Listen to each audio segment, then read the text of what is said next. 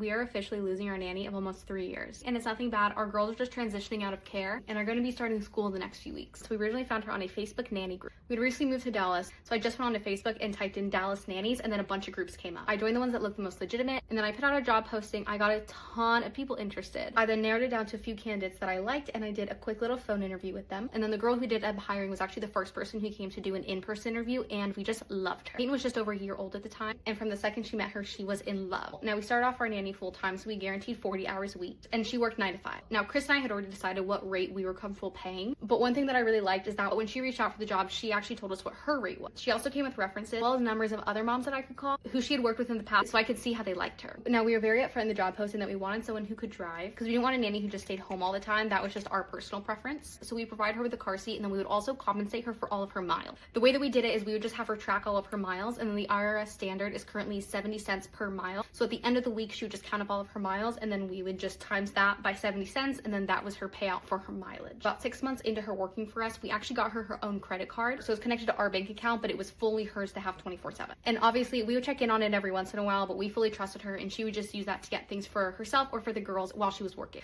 Now, we didn't have a specific amount of money that she was allowed to spend per week or per month, but we put the credit card limit to about $1,000 because realistically they weren't going to be spending much more than that per month. I think the biggest thing when having a nanny is really just trust. My mentality when hiring people is we don't trust a lot of people, but the people that we trust, we fully trust. We didn't necessarily have her run like a daily schedule by us. She would generally just tell us where she was thinking of taking our girls in the morning, and we'd be like, yeah, that sounds good. And I think the biggest thing between a parent and a nanny is really just like open communication as much as you can. Once our business started ramping up more, we would also have occasions where maybe we couldn't be home by 5. But since she was only expected to work through 5, we would always give her a few days notice and ask if that was okay. And then if she couldn't, we would find a replacement or change our plans to make sure that she was always off at 5. We also increased her pay when she was taking 2 kids, which I think is a really important conversation because it's so much more work to have 2 kids versus just 1. And in the corporate world, you would never expect to double your workload but then not get compensated for it. So while we are so sad to lose her and step out of that phase of life, having a nanny was one of the best decisions we ever made. She's an absolute extension of our family. She will always be a part of ours. Let me know if you have any other questions, and as always, thanks for getting ready with me.